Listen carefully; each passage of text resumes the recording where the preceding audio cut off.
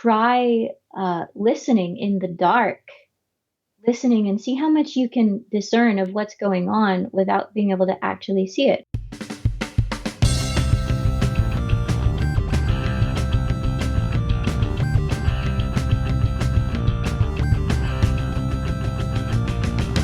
Hey, hey, hey, welcome to The Fluent Show, a podcast all about loving, living and learning languages. Hello, shumai, bonjour, ni hao. My name is Kirsten from fluentlanguage.co.uk and I'm your host of The Fluent Show, here to talk to you about anything and everything interesting from the world of learning another language. And in today's episode, I am super excited to bring you an interview that will look at learning languages and teaching languages from a perspective that we have never covered on the show before. And in fact, I have to say, I've never thought about it in great depth before, and that is learning and teaching languages when you have a visual impairment. My host Holly, my guest Holly, I'm the host, she's the guest. My guest Holly has learned so many languages. She has studied Spanish, German, Hmong, Irish, Russian, Arabic, Mandarin. She's planning to learn more. She is a full-time online English teacher. She's got an MA in linguistics from California State University in Fresno. Holly is a language lover and an language education addict, as you can tell.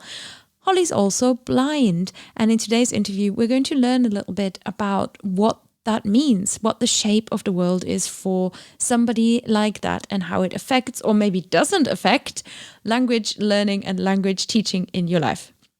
Before I go more into Holly's story and bring you this interview, 2 shout-outs as ever. I have got one for the podcast sponsor of The Fluent Show, and I think it's the last time that I get to do a shout-out for this company. So a special 3 cheers for Yabla Video.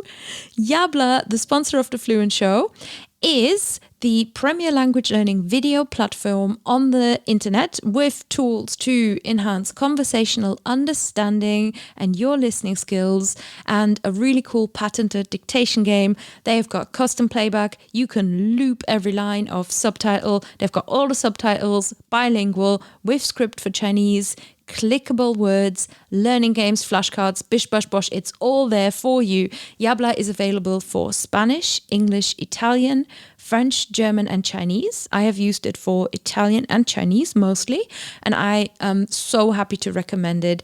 Definitely head over to yabla.com/fluentshow, where I've recorded an introduction video showing you how it all works, so you can have a look what they've got in their library of thousands of videos and courses, how it all works, and really what the whole thing looks like. I think that'll help you so much more than most of what I tell you about Yabla on the show. Just head over to Yabla, yabla.com/fluentshow, have a look at their video, and if you're interested in trying it out for yourself, this special link also gets you a free 2-week trial, so you can really enjoy Yabla and get in deep and just give it a try.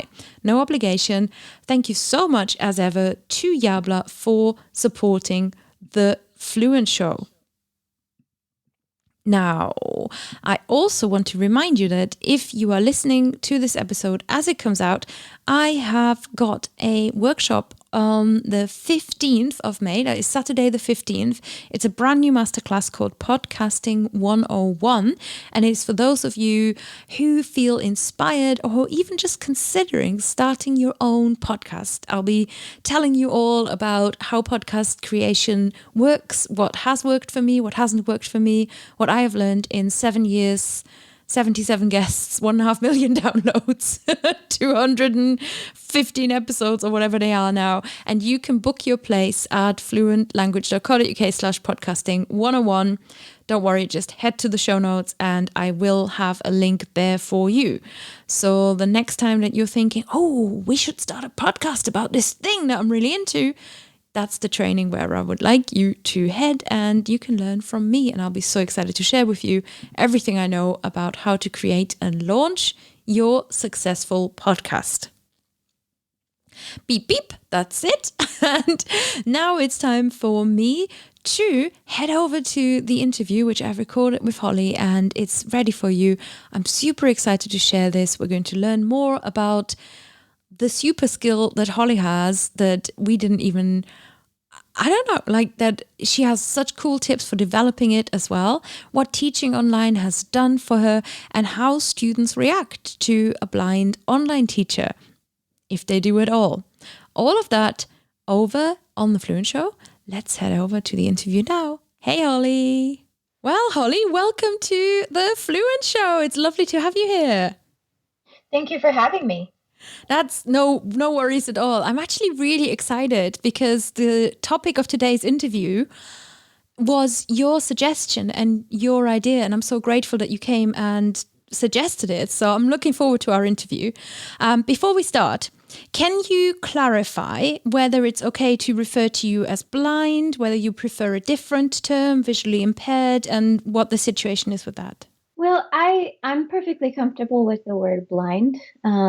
Blind typically means, and in some circles at least, it means no functional vision, which is pretty much what I have. I can see a little bit of light, but that is it. And it's basically enough for me to tell you that maybe that the light is on.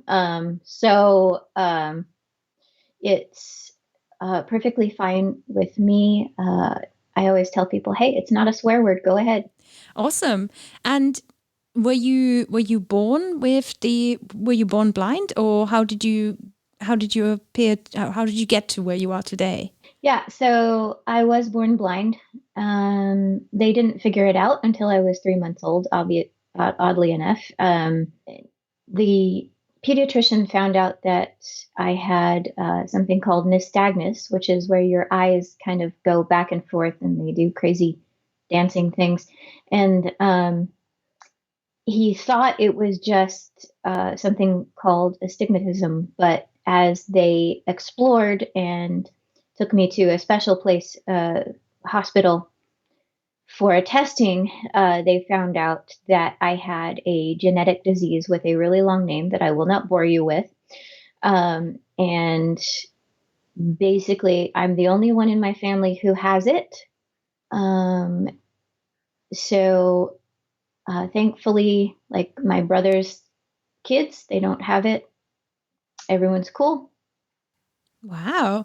And can you give me a sense? Because I have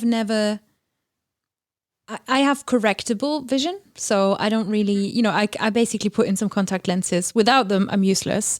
But I can easily, fix my own visual issues. What is life like for you as a blind person? How's your day to day? Most of the time, it's pretty good. I won't lie. There are times when it kind of bites. But most of the time, it's just normal. I mean, really, when you've never seen, it's basically you're just doing life. And I was blessed with awesome parents who never gave me the option of just sitting on my duff and not caring about life. Like they basically have pushed me to make a life for myself. And I will always be grateful for that. Mm. And I know you as somebody who is super, super positive. Usually, yeah. People don't see the times when it gets frustrating. I'll be honest, most people don't see that. But like I said, I'm not gonna lie. There are times, but then you kind of have to decide, am I a victim or am I a victor? I love that. Now, Holly, obviously we're talking about learning online and we're talking about learning languages and teaching languages online. I would like to know, how do you make the internet work for you? Oh, okay, so I use technology called screen reading technology, and basically, if you are familiar at all with the little Google Translate thing where it will take a piece of text that you have translated and then it will speak out the translation. That's called text to speech. I use that on a huge scale. So my computer, my phone, my watch, they all have this and they read the screen. Um, so through custom gestures and also sort of a bit of a modification that um, makes the computer operable with only the keyboard, I can do most of the things that you guys can do with the computer. Mm-hmm. Do you set up the little voices to sound different for variety, or do you kind of have a close relationship with like Siri? Actually, I do. It's really funny. The usual voice for the screen reader on the phone is not the Siri voice. It's a different one. But I have actually chosen the Siri voice. They are pretty customizable. So I've chosen the Siri voice because I like it. It's pleasant. It's clear. But my computer, my iMac has a Scottish voice, and I was blessed with the chance to buy a laptop, and she has an Irish voice. And my watch has basically the standard screen reader voice. Oh, that's really, really cool. So you can identify your devices by their voices, basically.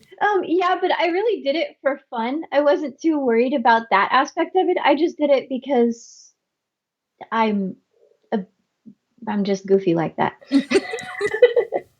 Now, I'm curious because I know you have studied, I think, German, French, Russian, right? Maybe Arabic. German, Russian, Arabic, and I kind of started studying Spanish. Mm-hmm. And when did you start learning languages and how do you go about it? So I got a little bit of exposure to language learning. I played with it in terms of Spanish when I was little because I live in an area. I live in California where there are a lot of Spanish speakers, and I almost got scared away from it because my dad said you have to roll your R's if you want to speak Spanish, and I couldn't. At 5 or 6 years old, I couldn't do it. But later on, I was blessed with the ability to do it. So when I got to learning German in high school, I chose to learn German because everyone around me was learning Spanish, and I don't really like to be put in a box. That's kind of me. I like to be a little outside of the box. So I learned German all through high school, and my German teacher happened to speak a dialect that required a rolled R. So, and I didn't know that that wasn't a very standard dialect. So I Mm. just followed him, and I was grateful for my father's insistence that I learn. So, fast forwarding through a whole lot of this and that, I studied a little bit of Russian in university because German wasn't available. And then when it became available, I switched back to German. Mm-hmm. And then later on, when I was doing my master's degree, I needed a class to have a full load, and a friend of mine was dropping Arabic. And so she had a textbook, and I thought, oh, that sounds like it would be cool to explore. So I got her textbook and her spot in the class. Hey, that's really cool. And how do I imagine you? Because obviously you're not there like taking notes by hand, and looking at them later on. So how do I imagine how do I understand your learning process a little bit better? Okay, so it was a little easier in high school because I was in the public school system and there were a lot more resources. So I could take a few notes. I was using a machine called a note taker because it wasn't quite so common. I'm just old enough where it wasn't quite so common for every high school student to have some sort of iPad or anything like that. Smartphones weren't even around then. Geez, I'm dating myself. Oh well. Uh, and so I did take notes. They had acquired a program for my note taker, which is it's basically a cross between a Palm Pilot and a Braille writer. So it had a Braille keyboard, and they were able to set it up to do German. So I was able to take notes and do my assignments on that and print them out. And they provided me with a Braille book. So I learned to read and write German. And so it was a lot like anyone else anyone else's school process might be. I Mm-hmm. guess you would say there were some modifications, like if there was a drawing project, we would find some sort of alternative or tactile way to do it, that kind of thing. Um, but later on, it wasn't quite so straightforward. In Russian, for example, there was no one, I was the only one on campus at the time, I believe, who could read Braille, Mm-hmm. let alone even think of learning it in another language. And so basically, I just memorized everything and I recorded my classes, and I had a tutor who helped me do a bit of the homework. And I think my teacher didn't really base a lot of my grade on my homework because she knew about the obstacles. But I was able to, pull a good grade because I was so intent on understanding everything in class. Mm-hmm. And in Arabic, um, I basically worked with the teacher. So he was a really great teacher. I recorded my classes. He would send me the PowerPoint slides because by then I had a smartphone and I could access the PowerPoints and at least get the text off of them. He would meet with me during office hours and basically work with me on things. Occasionally, another student helped me with the homework in the workbook, and he would write my answers for me. Mm-hmm. My teacher would give me all my tests orally. And yeah, he was very clever at it. And so, Russian and Arabic, I can't read and write. I understand the concepts of the writing system because, especially my Arabic teacher insisted that I do that. I learn those because then, if I have the chance to learn Arabic Braille, I will understand what's going on. So I can tell you the function, for example, of a shedda, but I couldn't tell you for the life of me what it looks like, let alone the Braille symbol. So, Yeah, I wondered about that. I wondered when when you were talking about using Braille, I wondered to what extent the writing system needs to be different in different languages. Like, does it follow our well, alphabet? Braille, How our alphabets are? yeah, Mm-hmm. sorry to interrupt. Braille is a system of six dots. So it's a system of what they call cells, and each cell has six dots. And Mm-hmm. basically, every character in Braille is a combination of those six dots. And then you have what's called contractions, where you have a symbol that stands for a couple of letters at a time or even a whole word. So, of course, there are certain limitations to a system like that. So, for example, the umlaut O in German is the same symbol as what would be OW in English. So you have to develop the ability of being in German mode, sort of, when you're reading German Braille, and being in English mode and not mixing the two up. Yeah. It's, sometimes you will get, so for example, in web addresses can't process an umlaut. And the, yeah, Mhm. so, and even sometimes in German, certain computer fonts can't process something like an umlaut. So for all German speakers in school, we would learn that OE is an O umlaut, AE is an A umlaut, and all that stuff. So I kind of Mhm. I kind of get what you're saying with the letter combinations. That makes a lot of sense because not everybody knows as well how to type an umlaut. I found it's much easier on a Mac than on Windows, but my Windows knowledge is about 10 years old now. I think mine might be about that old as well. Oh, well, okay, so this is really interesting. And do you find okay, speaking practice is probably kind of your main speaking and listening practice. Obviously, it's going to be one of your core aspects. Do you find that there are any advantages that overcoming all these obstacles and probably being a person who is particularly trained to listen and to a certain extent maybe imitate sounds, do you find that comes in handy? It really does. And I think it's sort of a combination of mindset and as well as the ability to listen. Mm-hmm. Um, because I'm not one who likes to wait to develop pronunciation skills until later. because my thinking on that is that if I learn to do it right the first time, then I'm not going to have so much trouble with like fossilization and trying to relearn it later. So if I listen really carefully and I learn to mimic um, even tones as much as possible, it's going to just help me out all through the process. And I did play with, I didn't really mention this because I didn't get very far. I played with Chinese a little bit. My sister-in-law bought me uh, cassettes and a book for learning Chinese, but all of the English translation was in the book, which I obviously couldn't read.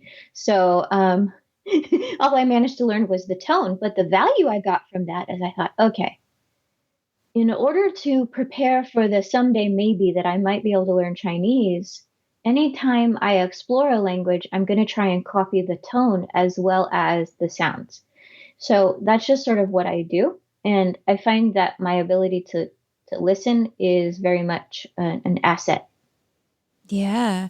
And you must have incredibly well trained memory with so many years under your belt of memorizing things, where, most people who use visual, who have like, I don't know, a visual channel, we rely on visual clues, to remind us of things. So this is fascinating. Do you have any preferred materials that are particularly accessible, particularly useful for you as a blind learner? That's the interesting thing because now that I'm not in the school system, it becomes a matter of cost. Braille is very costly to produce, Mm-hmm, and mm-hmm. thus, of course, very costly to consume. There are some things that make it easier. There are organizations, for example, that provide for a small membership fee. They provide a library of books, so I could probably get a hold of some things that way. But then, of course, I have to learn to read the Braille, Mm-hmm. which is just time I don't have right now. So my most valuable resources are Udemy courses. And a lot of teachers I find are reasonably descriptive. And of course, I'm mostly interested in learning to listen and speak. So as long as they're not relying heavily on you being able to see the PowerPoint. So, for example, if you have a course where they're saying, and this is how you say goodbye, and this is how you say this, um, and Mm. expecting you to see what's on the screen, then I'm good. And usually they don't because they realize that, of course, you need to know how to pronounce it too. So, um, Udemy courses and also YouTube. I Yes. look for things on YouTube. Oh, very interesting. Okay, now I want to talk about you and your life as a teacher. First of all, what made you decide to become, because for our audience who might not know this yet, you are a self-employed language teacher. So what made you decide to become a self-employed language teacher? Well, there are sort of two parts to that. Language teacher period started my early 20s. I needed, for my intercultural studies bachelor's degree, I needed some sort of cultural experience. And it wasn't really feasible at that time for me to go live with somebody in another culture.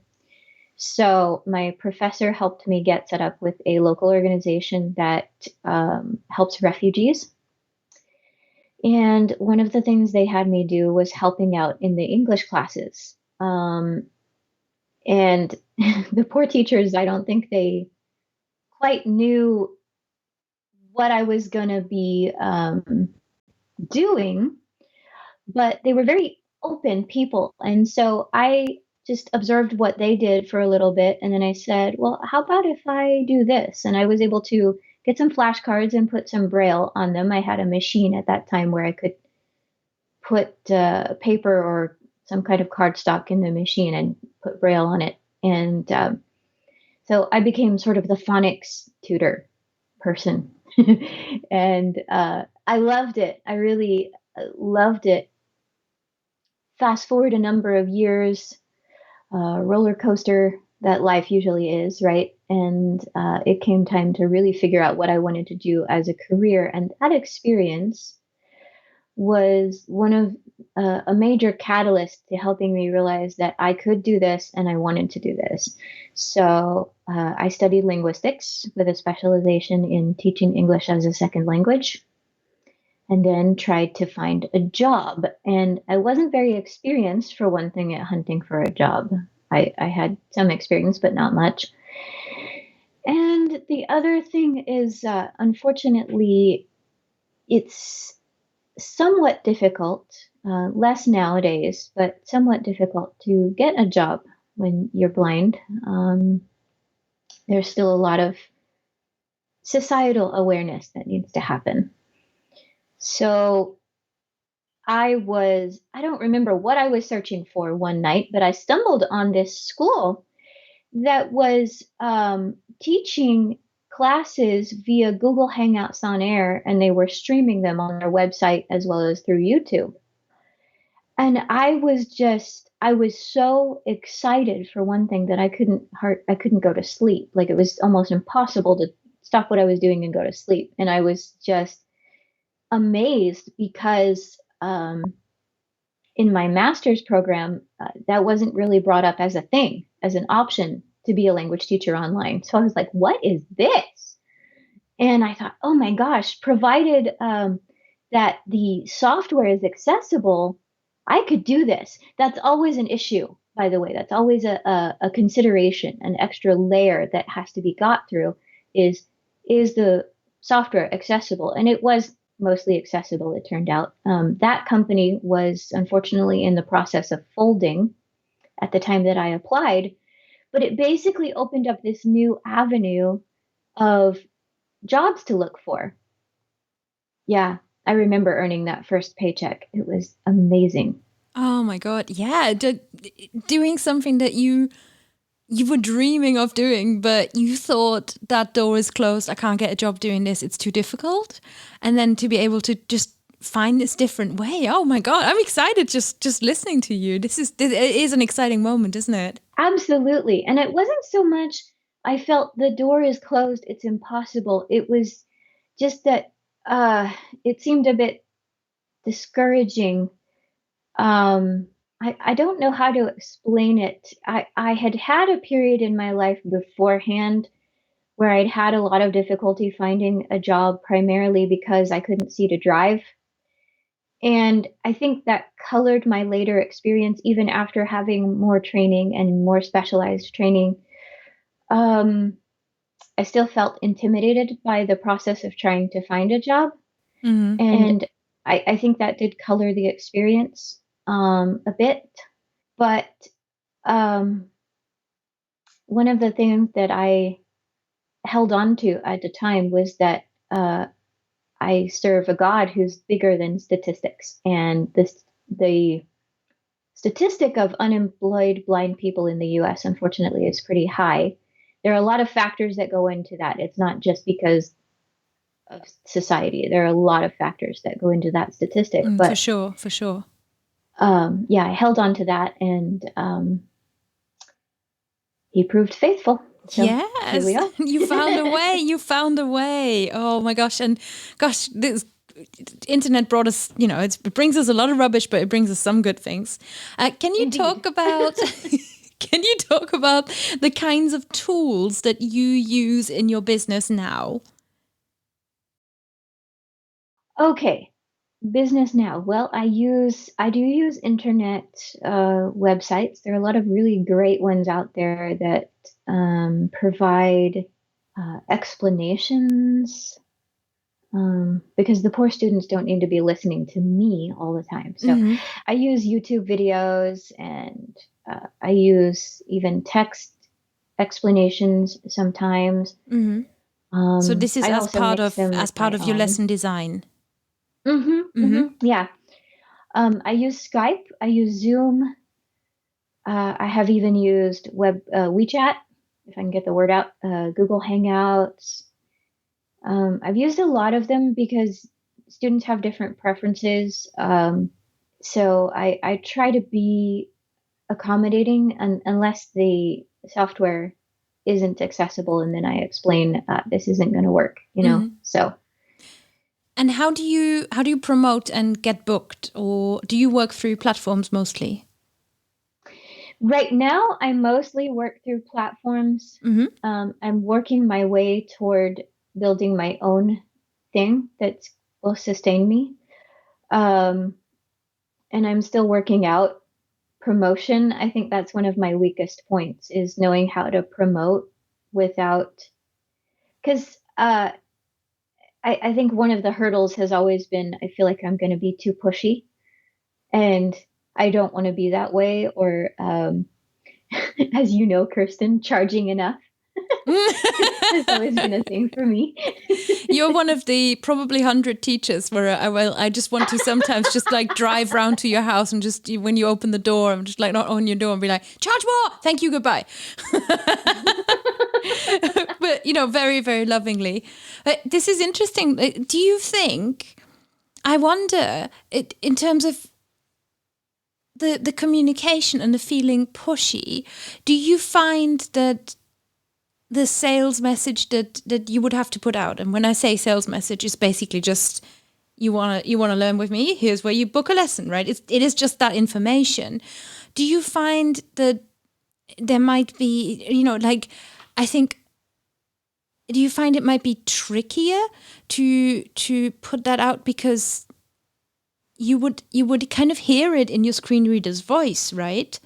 And then it's difficult to imagine, okay, we'll make this font a little bigger, we'll make this font a little smaller, and we to maybe imagine a customer's pace of taking in the information, because I imagine with your screen reader, you must have information coming in at kind of almost a very specific pace, right? Because it's a computer providing it to you.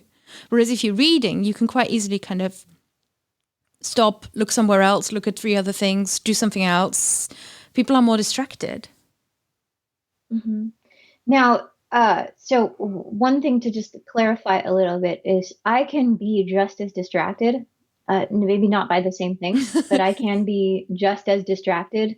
Like if I'm trying to read a mystery book and fill out paperwork at the same time, yeah, things happen a lot more slowly uh, because I've got the audiobook playing in one ear and I'm really interested in it, not even headphones. I just have it playing in the room, right? But I would much rather listen to the book than fill out class reports. But No, for sure. so it's I have to work just as hard on self-discipline as anyone else. But yeah, in terms of working on the pace and the way that people get information, that probably is the biggest challenge, especially when it comes to graphics, because I have yet to find an accessible way to design and do my own graphics. Thankfully, I have a wonderful niece who needs work experience and is hoping to do some sort of graphic design type thing and has taken some classes. So, to be fair, I pay her a little bit, but she gets something for her resume and I get graphics. So we're working on making it work, but that it's still a challenge because I hear a lot of the gurus say, you need to have an image for every post, and you need to have an image for this and an image for that, and there's only so much I can ask my poor niece to do. So it's very daunting. It's like there's almost a part of me that goes, should I even bother trying to do this at all? Like sometimes that's one of the times when I have to decide if I'm going to take the attitude of a victim and say I can't, or take the attitude of I'll just do my best and let God do the rest, and just yeah. So yeah, there it is. It's a really interesting kind of consideration, and for me to kind of think through, because obviously it's not I just don't have that contact in my life. I don't think I've ever really had close interaction with a blind person myself.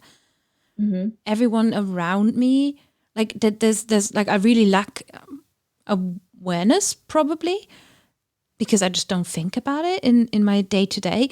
And to think about, well, you know, what you're putting out there, how difficult it must be to kind of weigh up, is this actually really important, or is it actually just about the information? Like, to what extent, you know, does that make an impression when you can't judge the impression it makes on you? Because obviously most people, when they're making their website or whatever, you just put something out and you go, that looks nice, okay, cool. And then you move on, whereas you can just be like, okay, that sounds nice when I read it out, and that's about it. Now, does it make a difference to your students that you obviously process information and access information differently? Most of the time, no, it doesn't. And if it does, they're either too polite to say so and they move on, or they, I've gotten comments and things sometimes. Like I said, my eyes, the nystagmus, they kind of do crazy things, and the more nervous I am, the worse they are. Mm-hmm. According to my folks, they're not like it's not like when I was a kid. They're more steady now. But most of the students, I've take a couple of different attitudes. I've had students tell me, that they've watched a video of mine, and once they heard my pronunciation, how clearly I speak and how well they can understand me, they don't even pay attention to my face. Um, Other students have said, at first it was kind of strange, but after that, after a little bit, you just kind of forget. You don't even notice anymore. Mm-hmm. So, those are the students I like to have in my life. Yeah. Well, that's super interesting. Do you Yeah. teach using video then, even though, like, you could quite easily hold a lesson on audio and perhaps refer to a Google Doc or something like that? Like, people wouldn't have to look at you. I could, but my sort of thinking is that it is a visual world. Mm-hmm, mm-hmm. And I know that most of my students prefer to see me and that it's easier for them if they can see me. So I let them see me. And then they can feel free to turn their camera off or on or whatever. And a lot of them kind of like that. They feel, comfortable. And sometimes, though, if we're trying to mimic a phone call, like they want to learn some telephone things and get practice, I will turn my camera off and we'll do it that way. But most of them really prefer to see me and see what my lips and mouth are doing. Yeah, for sure. For So I sure. let them do it. It can be very helpful. And do you think, again, like, it's almost the same question as for you as a learner, for you as a teacher, this extraordinary ability to listen, do you find that's something that comes in handy as a teacher too? Oh, absolutely. And I've been told by a number of students that my Mm-hmm. ability to listen and pick up on mistakes, I do believe in correcting my students. If nothing else, it gives them awareness of what needs to be worked on. We can do the correction debate, but I've found that that's the best way for me to work. And Mm-hmm. um, picking up on nuances of pronunciation. And for example, one of the things I do when a student just can't seem to get a sound right, I play with it in my own mouth, and I listen to myself. I say, okay, I need to play with this for a second. And that's actually the way I say it. And so I will make the sound like they're making, and then I'll make it like it's supposed to be made. And pay attention to the differences in my own mouth, tongue, jaw position, that kind of thing. Mm-hmm. Because I'm also more in tune with how my body feels, I think, Mm-hmm. too. So I'm able to say, oh, I know, one of my students loves it when I say, oh, I know what's going on. And, and I say, oh, you need to make your tongue go more flat, or your jaw needs to go forward, or things like that. And then she does it and she gets the sound, and it's like, yes, bingo. And she's like, really? Yay. Yes. And those are the magical teaching moments, right? So it's really good to know as well. Like it's so like I connect with you so much on that. Like I've had times I get this with English speakers when they're speaking German because my English is so good, right? I can hear when somebody speaks German and they're making a grammar mistake. I hear what they're doing in English. So it's really I found that it's so helpful. The same thing I can just, instead of explaining the rule to them, I can say, oh, I know exactly what you're trying to do. And then I can say, okay, here's how this works in English. Here is where we're trying to get to. But you're actually, like this is what you're trying to do. And I found that way of teaching, the sort of understanding exactly what they are doing is so, so, so helpful. Yeah, and if you don't mind my passing along a tip, the listeners can develop some skills. I mean, I'm not going to tell you how many years of practice, but um, but you can develop listening skills because I don't uh, just automatically have better hearing and listening than everybody else just because I'm blind. It's sort of like when people probably remember the show Survivor, or those shows where people get lost in the woods and they have to learn to survive. What happens, because you need it for survival, it provides a catalyst for developing the ability to notice little differences in what you're seeing, to notice little differences in what you're hearing. And I actually was blessed with a teacher who believed in training that. So I had that, but I also had the fact that my world is hearing. So just as a matter of survival, I've developed the ability to listen. So if you want to develop more of that ability to help you in your classes, try finding ways to close your eyes. Like if you're at a restaurant, because at least in my area, some restaurants are opening now. Um, if you're at a restaurant or you're just out somewhere, close your eyes and try identifying sounds, try seeing how much you can hear of what the people are talking about around you. And then forget it because it's rude to eavesdrop. But see how many of the sounds around you can identify in your own home. Mm-hmm. For example, try listening in the dark, listening and see how much you can discern of what's going on without being able to actually see it. Or if there's action going on, people are doing things in another room, see how much of that you can identify without opening the door and seeing what's going on. Practice listening. I think that's amazing. And what a good piece of advice as well if somebody is a language learner, and Absolutely, you're learning a yes. different language to try and take your visual completely out of it is something that I think we could do more of. Most certainly. Like I know sometimes I will learn from podcasts, but I don't really like I get so much more when I just focus on what I'm hearing. And I don't know if this is the same for you, but for me it's like when I also pair it with movement. So I can process what I'm hearing better when I'm out on a walk.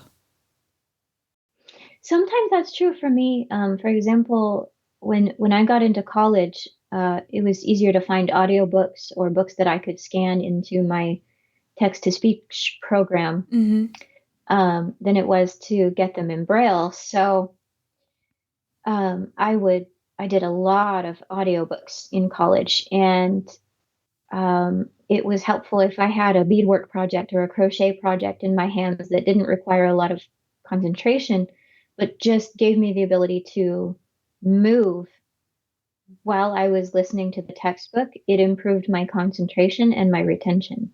Yeah, that is weird, isn't it? I do jigsaws at the moment, which obviously that's a visual thing, but it's visual and tactile. And again, I find it takes just that little concentration to keep me engaged, that anything I am hearing will go in better. How odd, How odd. Okay, well that's one for a future podcast. Now, now gotta find a scientist for this. Gotta find right? contact my neuroscientist friends.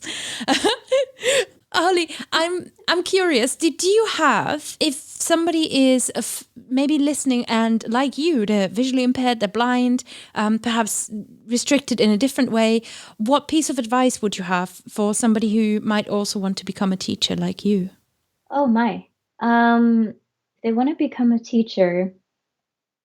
First of all, of course, depending on what the limitation is, um, find you can find a way. There are so many ways. Like even if you're hearing impaired and your speaking isn't that good, there are uh, there are ways to do like asynchronous classes that you deliver through text.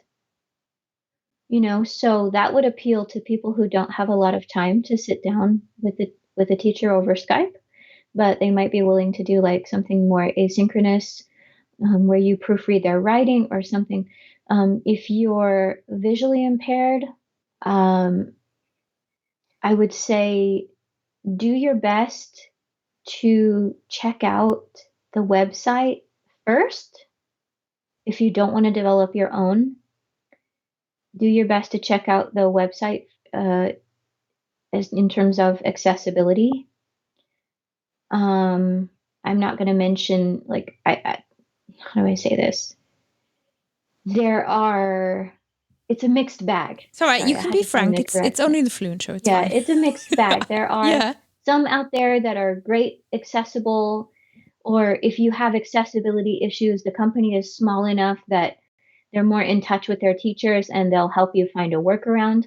Or there are other companies where there are functions you can't use and you're just going to have to figure out a way to do that. Or the more of us that join and say, hey, can you fix this? Maybe we'll get more attention.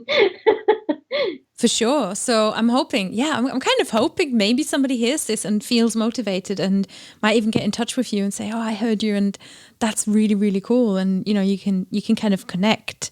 Another question that I sort of ask every guest that I have, it's becoming a bit of one of my staples, is if there was something you could change about the way you, let's say, learn languages, about your life as a language learner, what would it be? More funding for teachers, because I realized that I'm a what one of my sort of mentors in absentia calls a talk learner. I prefer to learn in a group, or maybe not so much a group, but I prefer to learn when I'm talking with somebody. Mm-hmm, mm-hmm. So more resource availability, shall we say, for being able to learn with teachers instead of um, focusing only on Udemy courses and YouTube videos. Yes. I think it's really a really, really good point of good insight. I think personality might come into that.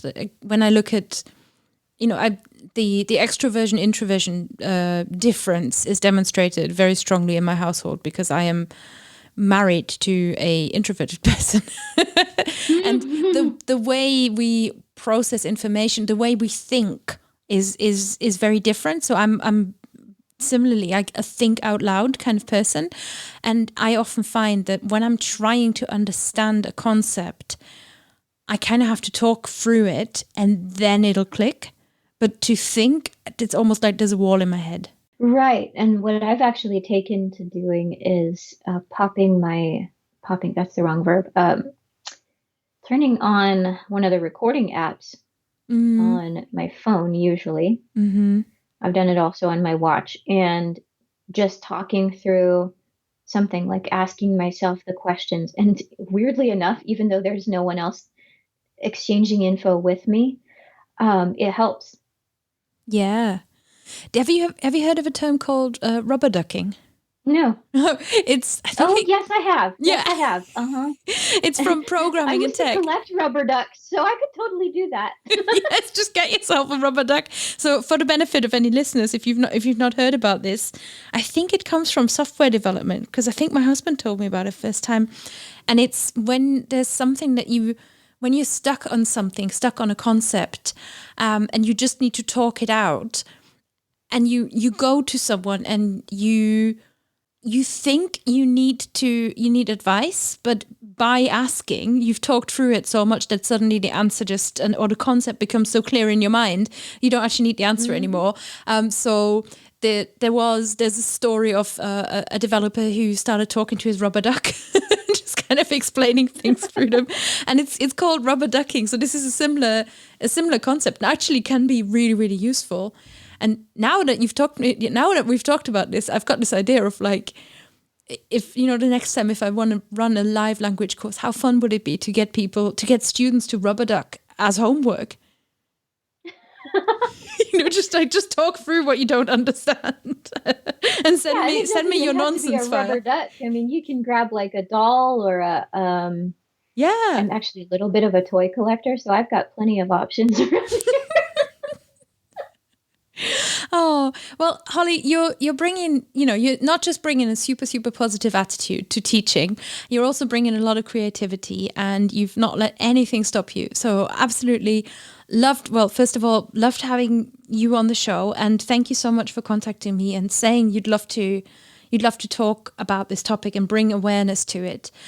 For my sighted non-disability listeners, what is the kind of message or anything that you'd want them to really, really be aware of?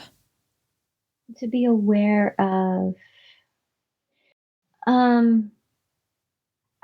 I guess maybe just to experiment with thinking outside of the box and thinking with your other senses.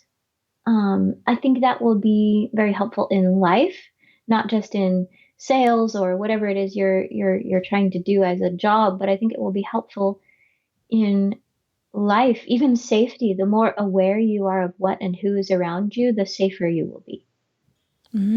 So train your other senses. Don't think there's just one of the senses, because we've been gifted lots and lots of them.